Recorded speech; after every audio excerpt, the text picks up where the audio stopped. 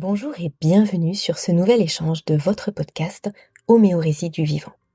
Je m'appelle Aurélie Montin et ici, sur cette émission, je suis l'interlocutrice de Pierre Etchart, qui au fil des épisodes vous transmet les principes du vivant et vous partage un nouveau regard sur le monde qui nous entoure. Une interlocutrice qui sera un peu comme vous, enthousiaste et surtout curieuse d'en découvrir toujours un peu plus. Humble, mais fière en même temps, de cheminer vers une plus grande autonomie de la pensée. Je porterai ainsi votre voix, vos questions, vos remarques. D'ailleurs, avant de rejoindre Pierre, et parce que chaque épisode est à lui-même un voyage, je vous propose d'en découvrir une autre, de voix. Celle d'un petit homme qui n'a pas fini de vous surprendre, de vous faire réfléchir, voire même peut-être de vous inspirer. Les civilisations, les moments de la connaissance et de l'organisation humaine sont comme autant de rochers dans l'océan. Quand on voit une civilisation, un moment de la connaissance, on ne voit que le heurt de l'océan contre ce rocher, la vague qui se brise, l'écume jaillissante. Ce que nous avons cherché, c'est le lieu d'où l'on pourrait contempler l'océan tout entier dans sa calme et puissante continuité, dans son harmonieuse unité. Jacques Bergier, Le matin des magiciens.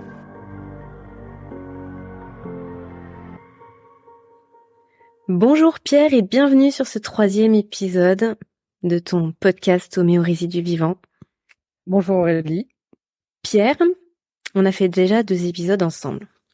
Il y a plein de personnes qui te connaissent. Énormément de personnes qui te connaissent, là, qui nous écoutent.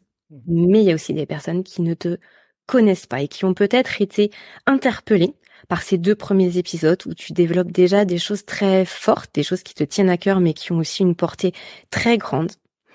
Ce que je te propose aujourd'hui, c'est qu'on prenne un temps pour parler un petit peu de toi, au travers ton parcours, au travers ce qui fait que tu as justement cette, on va dire, ce recul et cette pensée aujourd'hui que tu développes justement à travers ton académie, et puis que tu es dans cette transmission.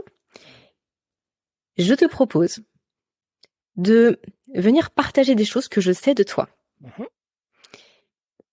Pour te permettre d'en dire toujours un petit peu plus. Et puis dans une seconde partie d'épisode, on ira voir un petit peu quelles sont les personnes qui t'ont inspiré, parce qu'aujourd'hui tu inspires toi beaucoup de personnes, mais je ne doute pas qu'il y a probablement beaucoup de personnes qui t'ont inspiré.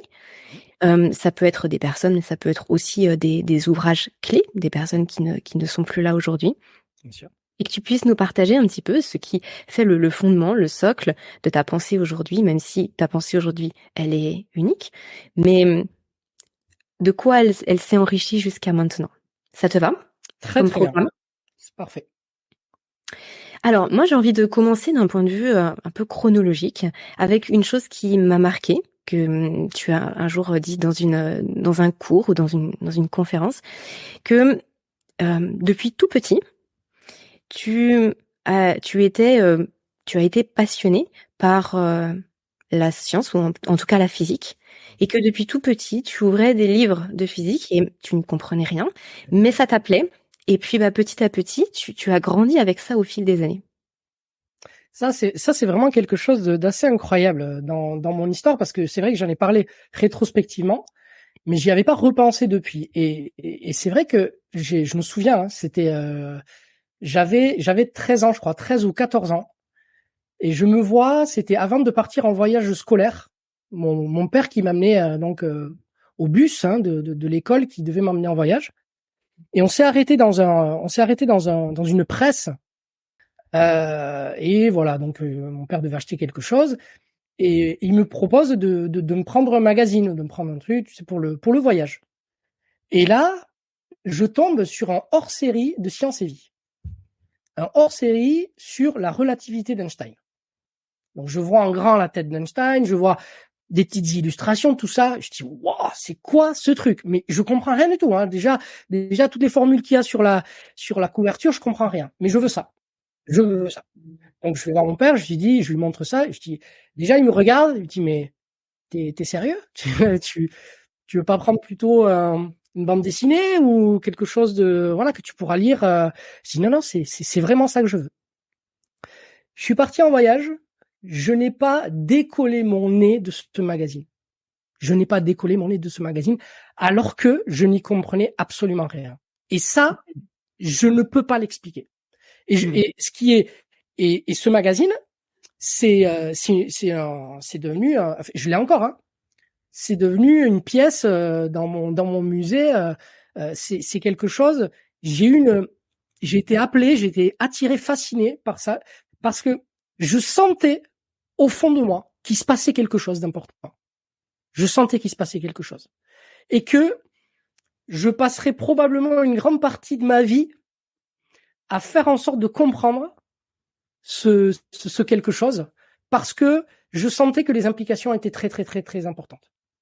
Et donc, je sais pas, j'ai été appelé par ce magazine et je ne l'ai compris que peut-être 10 ou 15 ans après, véritablement.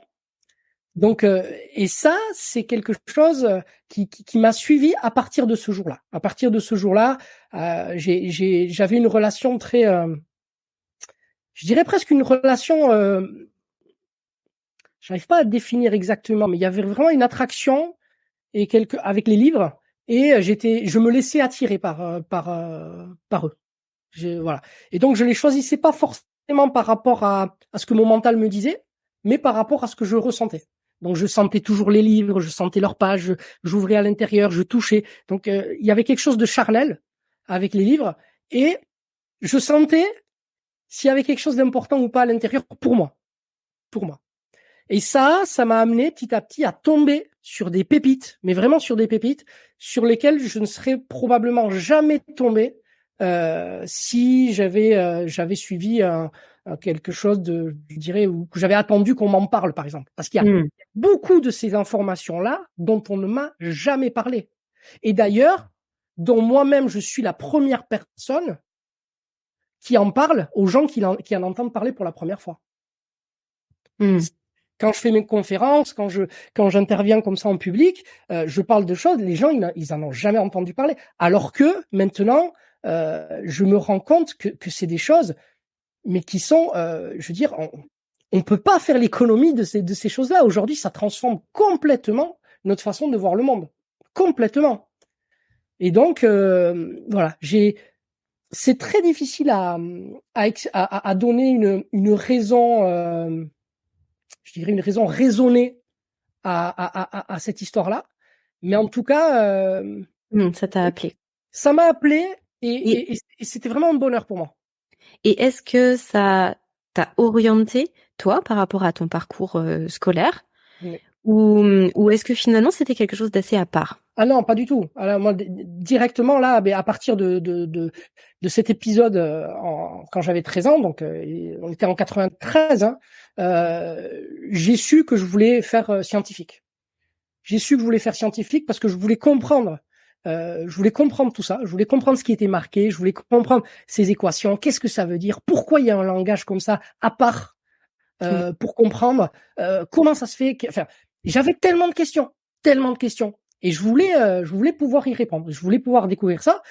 Et je me souviens qu'à l'époque, c'était drôle parce que, notamment dans le bus là, pour mon voyage, je m'étais assis donc pour lire mon livre, mon magazine sur la relativité, et j'avais un des profs accompagnants qui s'était assis à côté de moi. Et alors là, le prof, il regarde, il dit mais tu comprends quelque chose? Et là, je regarde et je dis mais non, je comprends rien du tout. Je dis mais pourquoi tu lis alors? Ben je sais pas. Je ne sais pas pourquoi. Je n'ai pas le pourquoi encore là à ce moment-là. Ça me fait du bien. Je m'imprègne en fait de l'énergie de ces pages. Je sens qu'il se passe quelque chose. Et donc, jour après jour, je sens que j'ai l'impression que, à force de lire, je vais finir par comprendre. Je vais comprendre des bribes ou je vais m'imprégner de choses. Et ce que j'ai découvert par la suite, qui est quand même assez incroyable, c'est que pour ceux qui le savent, ou pour ceux qui ne savent pas encore, en plus là, le prochain cours qu'on aura, ce sera justement sur la relativité. On s'ouvre en octobre, nous, pour le stage. Le livre que j'ai emprunté, c'est quand même donc sur Einstein, qui avait cette particularité d'être justement un adulte qui pense avec un cerveau d'enfant. C'est-à-dire qu'il a développé une capacité à penser les choses justement pas comme un adulte, comme un enfant. Et donc je voyais par exemple, donc on en parlera pendant le stage, mais il avait cette expérience de pensée notamment où il s'imaginait chevauchant un rayon de lumière et il se demandait comment est-ce qu'il verrait la lumière si lui-même était sur un rayon de lumière et qu'il se déplaçait à la même vitesse que la lumière. Et donc moi, quand je voyais les illustrations, que je voyais Einstein avec sa tête ébouriffée sur une chevauchant un rayon de lumière, je dis mais c'est quoi ce truc? Ça a l'air génial. Il y a un truc, il se passe quelque chose là, il se passe quelque chose et je veux en être. Tu vois, donc et ça n'a été que des anecdotes comme ça. Et puis après j'ai ouvert d'autres bouquins et pareil, je pressentais qu'il se passait des choses importantes, des choses que je ne comprenais pas mais qui étaient importantes. Et j'ai toujours fait confiance beaucoup plus à mon ressenti que à ma compréhension des choses. C'est toujours mon ressenti qui m'a guidé dans ma vie. Guidé, ouais. Oui. Et d'ailleurs, tu parlais dans l'épisode précédent, tu parlais du lien. Oui. Donc je pense à ressenti, ça me fait penser à ça. Ça me fait aussi penser justement au lien. Oui. Et donc il y avait cet aspect scientifique vers lequel tu t'es dirigé, mais il y avait aussi, j'imagine depuis toujours cette nécessité de lien pour toi. Oui. Et du coup, tu t'es orienté vers des études d'ostéopathie. Oui. Et encore aujourd'hui, tu es dans le lien avec les gens par rapport à cette pratique-là, même si ce n'est pas ce qui te définit aujourd'hui, mais en tout cas, ça fait partie des choses qui composent ton agenda, en tout cas. Tout à fait. Ça fait partie, si tu veux, de la richesse de mon approche de la connaissance. C'est-à-dire que, on le verra, je pense, dans un podcast suivant, je fais une distinction très forte entre l'information, le savoir et la connaissance. Et il y a justement un duo entre le savoir et la connaissance qui est très, très, très important. C'est-à-dire que le savoir, c'est un élément qui est extrêmement théorique, d'accord, où l'on pense comprendre comment ça fonctionne. Et donc ça, ce sont toutes les recherches que moi je fais quand je tente de faire du lien entre les différentes branches de la science. J'essaie de comprendre, en fait, c'est comme si chaque branche de la science avait été une part du puzzle, et j'essaie de recréer le tableau en essayant de voir où chacun se positionne pour qu'il interagisse de façon efficace avec tous les autres. D'accord? Mais ce savoir ne reste que théorique tant qu'on ne l'a pas expérimenté, et donc tant que ce n'est pas devenu de la connaissance. Et la connaissance, moi, je l'obtiens justement dans la pratique de mon exercice de l'ostéopathie. C'est-à-dire que je développe des modèles explicatifs au quotidien, c'est-à-dire que j'ai des croyances, je crois savoir par rapport à tout ce que j'étudie théoriquement, et ensuite j'ai la chance de recevoir et d'accueillir des patients à mon cabinet, et ce sont eux, ou du moins leur tissu, qui sont les seuls juges de savoir si ce que je crois est vrai ou pas. Donc, du coup, d'avoir fait tout ce travail théorique en amont me permet, lorsque je pose les mains sur mon patient, d'être complètement déconnecté et d'être uniquement dans le ressenti. Et de pouvoir, du coup, être vraiment à l'écoute du patient. Et de faire en sorte de ne pas, moi, transférer des choses ou de projeter des choses sur le patient. Ça, c'est une grande partie du travail thérapeutique. Et une fois que j'ai fait ça, mais en fait, je laisse les tissus du patient me dire, par rapport à mes croyances, qu'est-ce qui est vrai, qu'est-ce qui ne l'est pas. Et du coup, moi, je coche après, tiens, mais il m'a dit que ça, c'était faux. Ça, il m'a dit que c'était juste, mais il faut quand même rectifier. Il y a encore une subtilité que tu n'as pas compris, donc il faut que tu cherches encore un peu plus dans cette voie-là. Voilà. Et donc, j'ai un balancier, si tu veux, au quotidien qui se fait entre mon travail de chercheur et mon travail de praticien. Et les deux sont complémentaires, c'est-à-dire qu'on ne peut pas les dissocier. À l'image de ce que j'expliquais lors du premier podcast, où, pour moi, un scientifique doit forcément être philosophe, et où un philosophe doit obligatoirement connaître les implications de ce que la science nous apprend à une époque donnée, mais là, de la même façon, la théorie et la pratique sont totalement indissociables. Et c'est ce qui fait aujourd'hui que je vis de façon aussi exaltante, finalement, ma pratique. Et c'est en ostéopathie aussi que tu donnes des cours, que tu as tes étudiants. Donc j'imagine que là aussi, dans l'échange, il doit y avoir pas mal de choses qui émergent par rapport à ta pratique et par rapport à tes recherches. Absolument, parce que là, c'est du coup les gens qui sont dans le cadre ostéopathique ont une approche, une philosophie qui est propre. Et donc effectivement là on peut aborder, ou en tout cas on peut aller beaucoup plus loin dans les notions notamment de lien, hein, en faisant référence au cours que je vous ai fait sur l'histologie, sur la continuité du tissu conjonctif chez l'être vivant. Mais en fait, ça, ce sont des notions qui sont des outils phares dans le domaine ostéopathique. Et évidemment, la philosophie principale, c'est d'envisager le vivant comme un tout. Encore faut-il définir derrière le tout. Mais les étudiants qui sont dans cette formation-là sont déjà dans une dynamique où ils ont une philosophie qui permet effectivement d'aborder plus en profondeur tous les éléments que j'aborde. Les personnes qui te connaissent sont parfois surprises, et moi la première fois qu'on t'entend parler de dissection, parce que tu as fait, ou tu fais peut-être encore, tu me préciseras. Ouais. Comment on passe de la pratique de l'ostéopathie?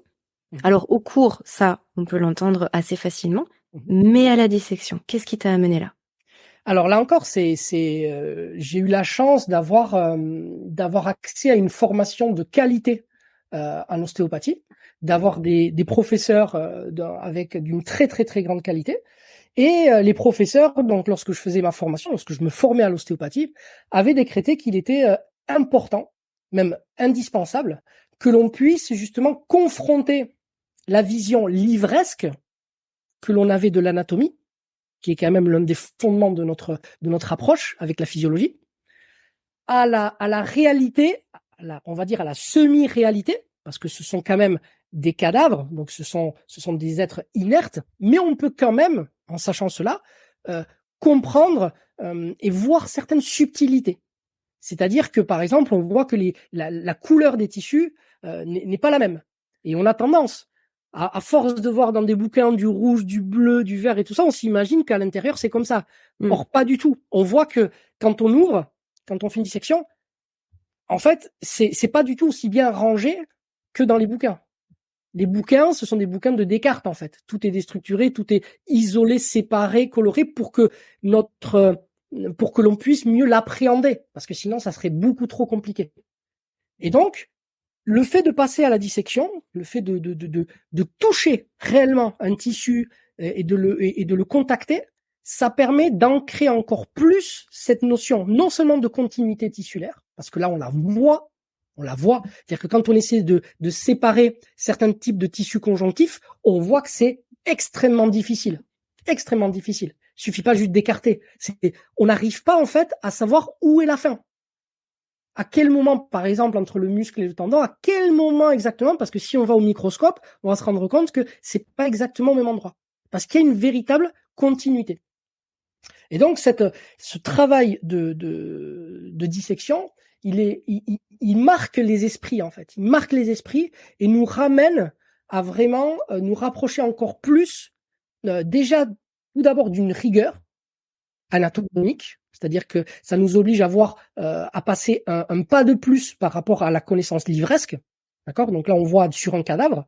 Et donc, si ce que vous avez appris en amont au niveau livresque n'était pas suffisamment clair, mais en fait, vous serez perdu face au cadavre, d'accord? Donc, ça vous oblige à être rigoureux et donc à ranger, je dirais, correctement dans sa tête sa façon de penser l'anatomie. Donc, c'est un outil de rigueur et c'est un outil aussi qui familiarise avec cette espèce de continuité et donc de valeur holistique. On avance un tout petit peu dans le temps. À 32 ans, si je me trompe pas, tu deviens papa. C'est ça. Tu deviens papa et là, une renaissance? Ah mais là, oui, c'est le terme. C'est le terme. Renaissance totale. Le Messie arrive. Voilà, mon Messie perso, donc pas le joueur de foot, hein, bien entendu, hein, le Messie, on va dire prophétique. Oui, mon Gabriel qui m'a complètement, qui m'a honoré de sa venue, qui m'a honoré du fait que je sois papa et qui m'a donné la plus belle des missions. Et cette mission m'a donné des ailes. Parce que honoré de cette mission, j'ai fait des choses que je n'avais jamais été amené à faire pour moi-même. parce que finalement, je me suis rendu compte que j'aimais que j'aimais mon fils à ce moment-là plus que moi-même.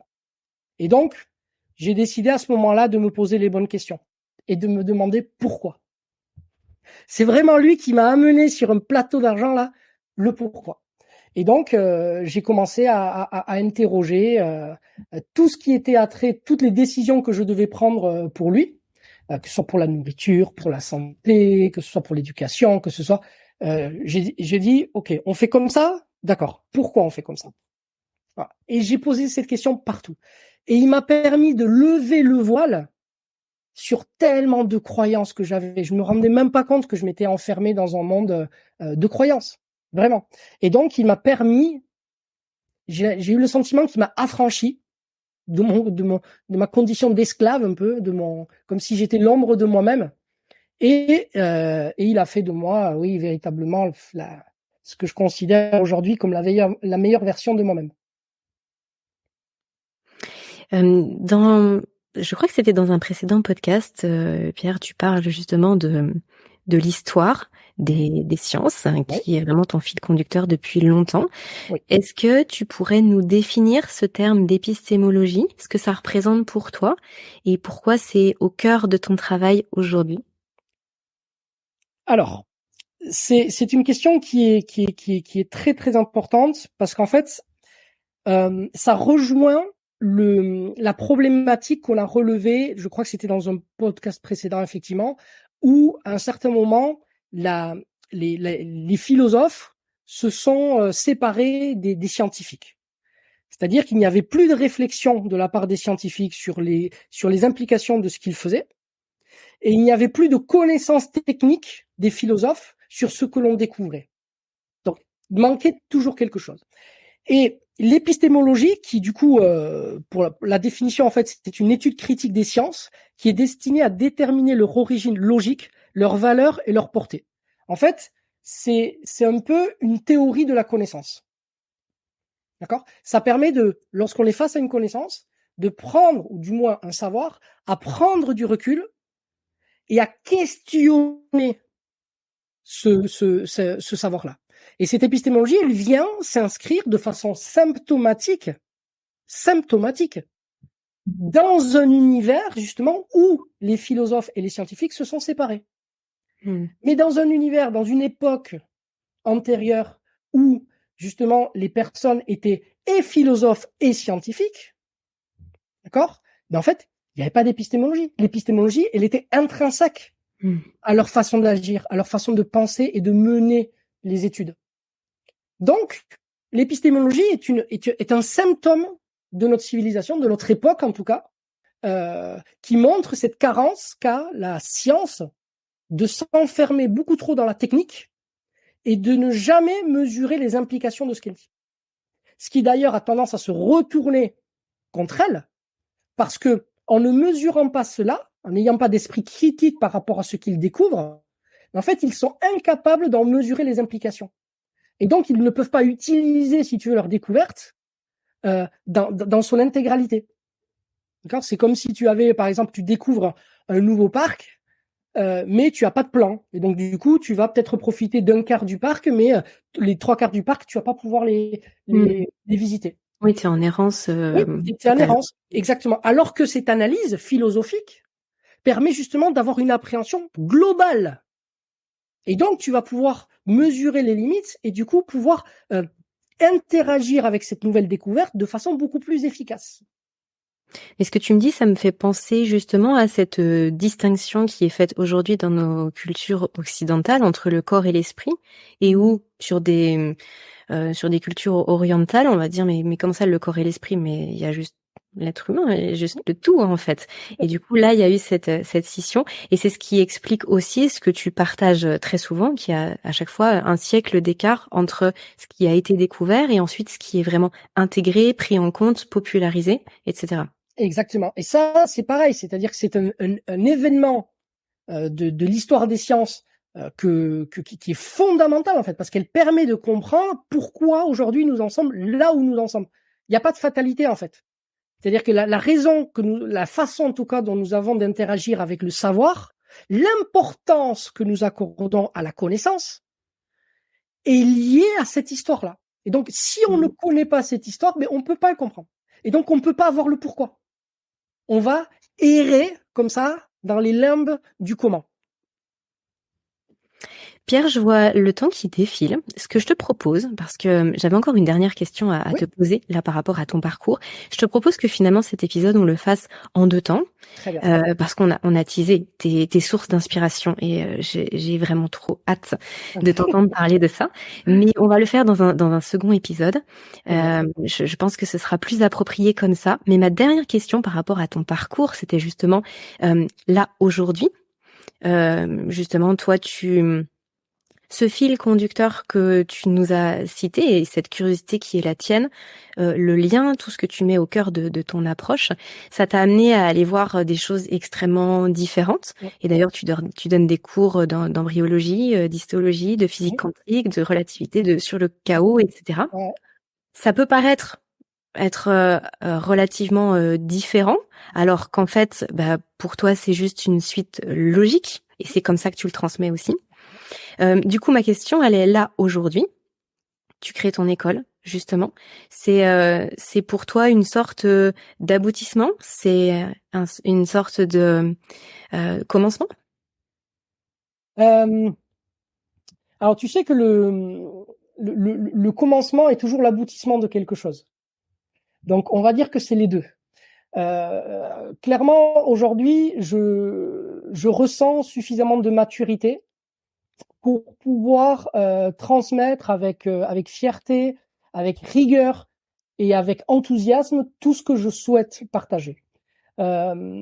Jusqu'à présent, ce n'était pas le cas parce que ça m'a demandé de nombreuses années de travailler moi-même avec d'être en collaboration avec d'autres personnes et d'avoir suffisamment de recul par rapport à tout ce que j'étudiais pour pouvoir transmettre une version qui me semble la plus cohérente et la plus révélatrice du monde dans lequel nous vivons.